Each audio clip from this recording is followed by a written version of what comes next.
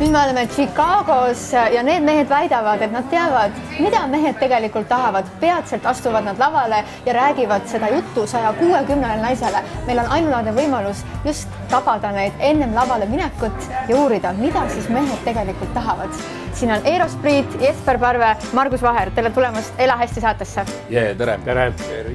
Milline on olnud teie elus kõige vaimustavam naine? Minu kõige vaimustavamad naised on olnud kindlasti need naised, kellega ma olen olnud abielus.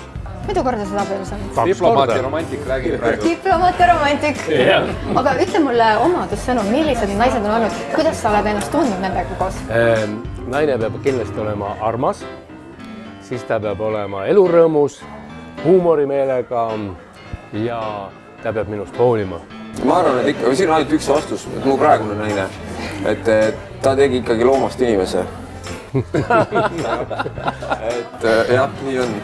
Ja sinul, Margus? Ja, mul tuleb meelde kaks, sellepärast, et 23-aastaselt, umbes siis 12 aastat tagasi tegi üks vene tütarlaps, kellega ma olin suhtes minust nii-öelda poisikesest mehe ja teine oli see naine, kes mind hingeliselt puudutas nii palju, et läksin energeetiliselt kuidagi lahti ja hakkasin muusikat kirjutama ja üldse blogi kirjutama ja kõik läks nagu kuidagi väga lahti, sest ta puudutus oli nii naiselik ja selline maagiline.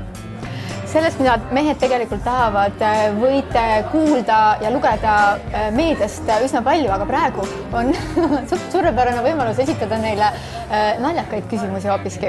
Esimene küsimus. Kui sa saaksid valida ühe loo, mis mängib alati, kui sa astud tuppa, mis lugu see oleks? Hey Jude. Vaikus, ma ei taha mingit muusikat. Wow, I feel good. Nii, mehed, kui te lähete üksikule saarele ja saate kaasa võtta 3 asja. Naine. Mis asjad te võtaksite? Naine? 3 naist? Jesper? Margus ütles vastus ära, aga minu käest esimene küsimus. 3 enda naist, jah. 3 enda naist? Okei. Poliitiliselt korrekt. Luga, tikud ja naine. Väga hea, ainuke vastus on natuke praktiline ka, mida sa naisega saad teha, kuidas elus hoida. Nii, kui sa oleksid hommikuhelbed, siis mis sort ja mis pärast, Eero? Ma arvan, et ma oleksin kiirkaerahelbe, sest ma söön neid igal hommikul ja mul on selline tunne, et ma hakkan juba ise muutumagi sellest. Helbeks on väga hea. Ma olen siuke röstitud šokolaadimüsli. Ma ei tea, miks, aga jah.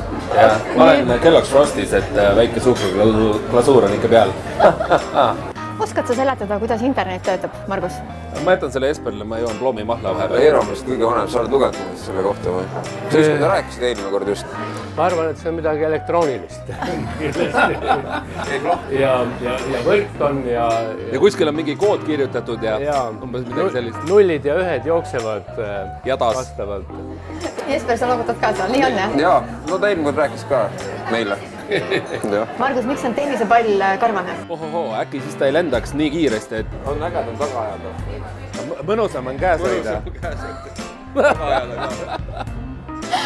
Ma arvan ka, et naistennissistide tõttu selle tõttu nad topivad neid endale taskusse ja mis taskusse ei mahu, siis püksi, et oleks nagu mõnusam. Väga hea. Nii, mis oli viimane asi, mis sa kellelegi kinkisid? Ma kinkisin eile oma armastatud daamil tänukivi. See on väike kivikene, mida sa kannad kogu aeg endaga kaasas, et sa ei unustaks universumit tänada nende heade asjade eest, mis ta on sinu juurde saatnud. Väga romantiline. Jaa, ma olen hoopis siukene endasse. Ma kinkisin endale mootorratta eelmine nädal. Endale? Väga hea kingitus. Mul on 2 kingitust, üks on materiaalne, teine mittemateriaalne. Materiaalne oli, ma kinkisin oma sõbrannale enda lemmikraamatu oli Khalil Gibran Prophet ja mittemateriaalsete kingitustena mulle meeldivad kõige rohkem kallistused, sest kui sa ennast kallistuse sisse paned, siis sa tegelikult annad ennast, jagad oma energiat ja see on kuidagi hästi ilus kingitus minu jaoks. Hea odav ka, on ju? Hea odav ka, jaa, on ju. Just, praktilisus eelkõige. Mida sa oled alati tahtnud kingiks saada, aga pole siiamaani saanud, Margus? Minu see soov ei kannata kahjuks eetrit. lähme edasi. Ma ei tea, mul on kuidagi nii hea aasta olnud, et mul ei tule üldse pähe, mul on kõik olemas. Et see lapsed, pere, naised, see mootorratta ka, mis oli viimane. Nüüd oleks veel natuke vaba aega vaja juurde, siis oleks elu täis. Ma arvan vaba aega, jah. Nii, Eero? Mina ei oota ka elult kingitusi, ma püüan neid ise võtta, aga üks kingitus kindlasti, mida ma kunagi ei ole saanud, on olnud õhupüss. Kui ma olin 10-aastane, siis ma unistasin sellest, aga mitte keegi ei kinkinud mulle seda. Teen vihja siis, et kui tulete vaatama ja toote Eerole õhupüssi, siis ta sulab. Kui sa oleksid kaubamärk, mis oleks sinu moto, Eero? Ära müü ennast, ole ostetav. Ei tulnud hästi välja vist praegu. Küsige Eerost, mis ta hind on. Ma hindan õhupüssi. Ma arvan, et ühest elueast piisab. Nii. Ja mul oleks umbes midagi sellest, et ela hetkes või siis selline inglisekeelne hea väljend on nagu be, don't try to become, ehk siis ole, mitte ära püüa kellekski nii-öelda saada. Et te olete siis kõik elustiili brändid. Ja, väga hea. Kui ma annan sulle äri alustamiseks 40 000 eurot, siis mis ettevõtmise sa kohe alustaksid, Margus? Ma arvan, ma teeksin selle ära, et ma hakkaks vaikselt väärtpaberitesse investeerima. Ta alati huvitav valdkond tundunud, aga kunagi ei ole seda teinud siiamaani. Ma oleks reisima. Ja siis investeering ise endasse. Ei, ma läheks kõik õpiks mingi maa selgeks ja siis ma hakkaks seal giidiks. Sa teeksid giidiäri? Giidiäri, jah. Sina? Ma arvan, et ma teeksin ühe toreda humoorika suvetuuri Eestis, teatrituuri. Kuidas sa müüksid Floridas kuuma kakaod, Eero? Ma müüksin seda koos jääkuubikutega. Mul oli ka vastus, ma mõtlesin, ma jahutaks maha ja siis müüks. Ma annaks kuuma juurde, ma paneksin bikiinides võrratu näitsiku seda müüma ja paneksin selle 4-kordse hinna, et on eksklusiivselt Eestist ja ma müüks nagu raba. Vot sinna ma paigutaks ka oma raha. Kui ma küsiksin sinu parima sõbra käest, mida sa peaksid endast täiendama, siis mida ta mulle ütleks?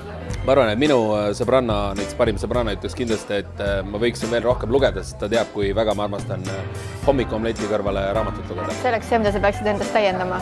Peaksid veel rohkem lugema? No selles mõttes, et sa mõtled isiksuslikult. No jah. Täiendama. Läheb aega näiteks. Eero? Mina ei pea ennast täiendama, mina pean hoopis maha võtma. Jesper? Natuke suuremalt mõtlema, võib-olla unistama natuke veel suuremalt. Ma selle vastuse vist jään võlgu, sest ma olen kuidagi paganama rahul sellega, mida elu mulle kinkinud ja pakkunud on, et ma olen väga tänulik. Ja lõpetuseks, mehed, kumma supervõime te valiksite? Kas lendamise või nähtamatuse? Nähtamatuse kindlasti. Sellest ma olen unistanud juba poisikesest põlvest. Nuki, ma ka kindlasti see nagu. Naiste sauna saab minna siis. Ma mõtlesin, kas ma lõpetan su lause või lõpetan. Huvitav mõte kaks selle peale. Need on kaks naistemeest ikka, mina läheks panka rööbima. Lihtne, ma olen alati sellest unistanud.